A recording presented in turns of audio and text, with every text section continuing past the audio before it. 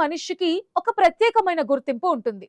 అది తన ప్రవర్తన, దుస్తులను బట్టి వేరుగా ఉంటుంది.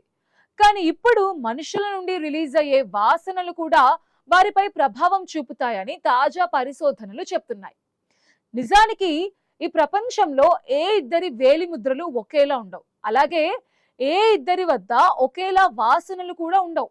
దీనినే శరీర గంధం అని కూడా అంటారు. మన స్వభావం నుంచి మనలోని ఉత్సాహం, ఆరోగ్యం, కలివిడితనం వంటివి ఇతరులు మనల్ని ఇష్టపడేలా చేస్తాయి. అయితే మన శరీరం నుండి వెలువడే వాసన కూడా కీలక ప్రభావాన్ని చూపిస్తోందని తాజాగా కనుగొన్నారు. అయితే ఈ వాసనలకు కారణం మనం తీసుకునే ఆహారం. మనం ఏం తింటున్నాం అనేదే మన శరీరం ఎలాంటి వాసన వస్తుంది అనేది నిర్ణయిస్తుంది. ఇది కేవలం వాసనకే పరిమితం కాకుండా ఇతరులు మనల్ని ఎలా చూస్తారు, మనం వారికి ఎంత ఆకర్షణీయంగా కనిపిస్తాం అనే విషయాన్ని కూడా ప్రభావితం చేస్తుందని పరిశోధకులు తెలిపారు. శరీరంలో ఆహారం జీర్ణం అవుతున్నప్పుడు పేగుల్లోని బ్యాక్టీరియా ఆ ఆహారాన్ని విచ్ఛిన్నం చేస్తుంది. ఈ ప్రక్రియలో కొన్ని రకాల వాయువులు రిలీజ్ అవుతాయి. ఇవి రక్తం ద్వారా శరీరంలోని వివిధ భాగాలకు చేరుకుంటాయి. ముఖ్యంగా నోటి ద్వారా ఈ వాసన బయటకు వస్తుంది. మీకు తెలుసా, ప్రపంచవ్యాప్తంగా 3వ వంతు జనాభా నోటి దుర్వాసన సమస్యతో బాధపడుతున్నట్టు అంచనాలు చెప్తున్నాయి. జీర్ణక్రియ సవ్యంగా లేకపోవడమే నోటి దుర్వాసనకు ప్రధాన కారణం అంటారు వైద్య నిపుణులు. ఆహారం తీసుకున్న తర్వాత అది రక్త ప్రసరణ ద్వారా చర్మ కణజాలాలకు చేరుతుంది. అక్కడ చెమట రూపంలో బయటకు వచ్చి చర్మంపై ఉండే బ్యాక్టీరియాతో కలిసినప్పుడు ఒక ప్రత్యేకమైన స్మెల్ వస్తుంది. చెమటకు స్వతహాగా ఎటువంటి వాసన ఉండదు, కానీ చర్మంపై ఉండే బ్యాక్టీరియా వల్లే ఆ వాసన వస్తుందని సైంటిస్టులు వివరించారు. మనం తినే ఆహారంలోని రసాయన పదార్థాలు వివిధ దశల్లో పనిచేసి ఈ వాసన తీవ్రతను మార్చుతాయి. ఈ రసాయన చర్యలు మన ప్రమేయం లేకుండానే నిరంతరం జరుగుతూ మన వ్యక్తిత్వాన్ని ఇతరులకు పరిచయం చేస్తూ ఉంటాయి. శరీర దుర్వాసనకు ప్రధాన కారణం మనం తీసుకునే ఆహారంలో సహజ సిద్ధంగా ఉండే సల్ఫర్ అనే కెమికల్. దీనినే గంధకం అని కూడా అంటారు. ముఖ్యంగా వెల్లుల్లి, బ్రోకలీ, క్యాబేజ్ వంటి కూరగాయల్లో సల్ఫర్ ఎక్కువగా ఉంటుంది. ఇవి ఆరోగ్యానికి ఎంతో మేలు చేసినప్పటికీ వీటి వల్ల శరీరానికి ఒక రకమైన ఘాటైన వాసన కూడా తప్పకుండా వస్తుంది. ఇవి జీర్ణక్రియలో విచ్ఛిన్నమైనప్పుడు రక్తం ద్వారా చర్మానికి చేరుతాయి. అక్కడి బ్యాక్టీరియాతో కలిసినప్పుడు చెమటకు ఘాటైన వాసన తోడవుతుంది. అయితే వెల్లుల్లి విషయంలో జరిగిన ఒక పరిశోధన చాలా విచిత్రమైన ఫలితాలను ఇచ్చింది. ఎక్కువ వెల్లుల్లి తీసుకున్న పురుషుల శరీర వాసనను మహిళలు మరింత ఆకర్షణీయంగా భావించినట్టు శాస్త్రవేత్తలు గుర్తించారు. వెల్లుల్లిలో ఉండే యాంటీ ఆక్సిడెంట్స్ ఆరోగ్యాన్ని మెరుగుపరచడమే కాకుండా శరీర వాసనను ఇతరులకు నచ్చేలా మారుస్తాయని ఈ అధ్యయనం ద్వారా తెలిసింది.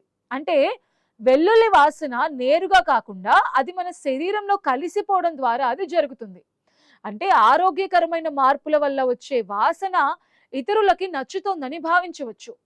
అలాగే పండ్లు, కూరగాయలు ఎక్కువగా తినేవారి శరీర వాసన కూడా ఆహ్లాదకరంగా మారుతుందని పరిశోధకులు తెలిపారు. ముఖ్యంగా క్యారెట్, టొమాటో, పపాయ వంటి ఆహారాలు తీసుకుంటే వాటిలోని క్యారోటినాయిడ్స్ మంచి వాసనతో పాటు చర్మానికి ఒక రకమైన మెరుపును కూడా ఇస్తాయి.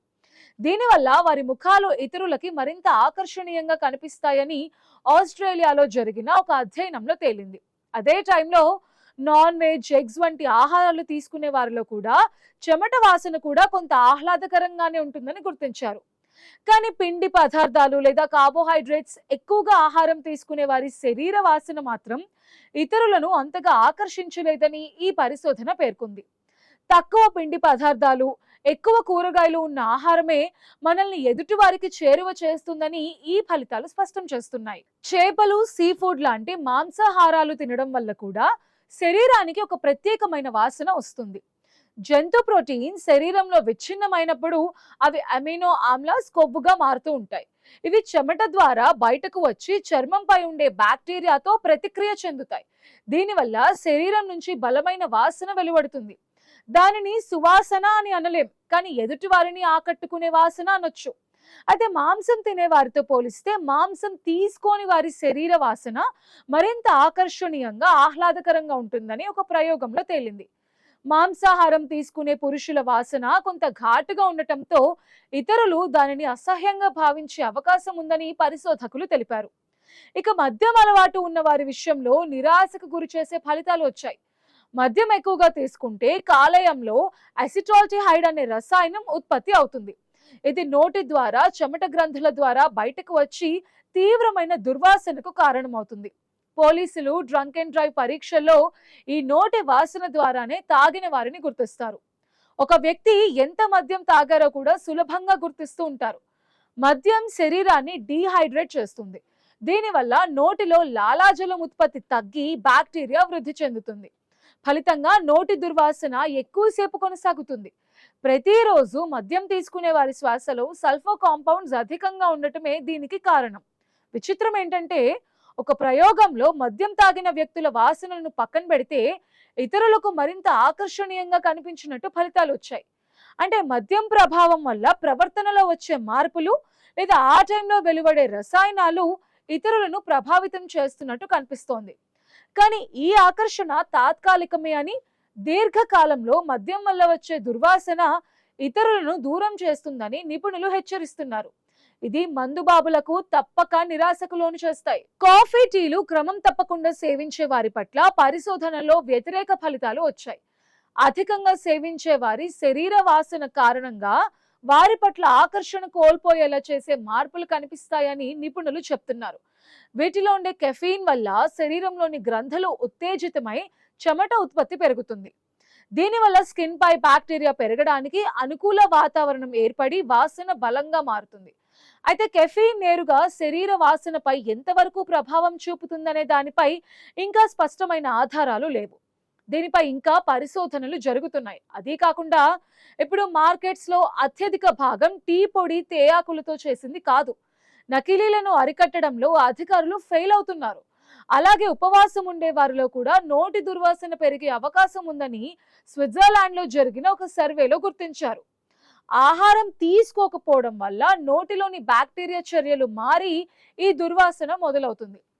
మొత్తం మీద మనం తీసుకునే ఆహారం వల్లనే శరీర వాసన, ఆ వాసనను ఇతరులు గ్రహించే విధానం పైన బలమైన ప్రభావం చూపుతుందని తేలింది.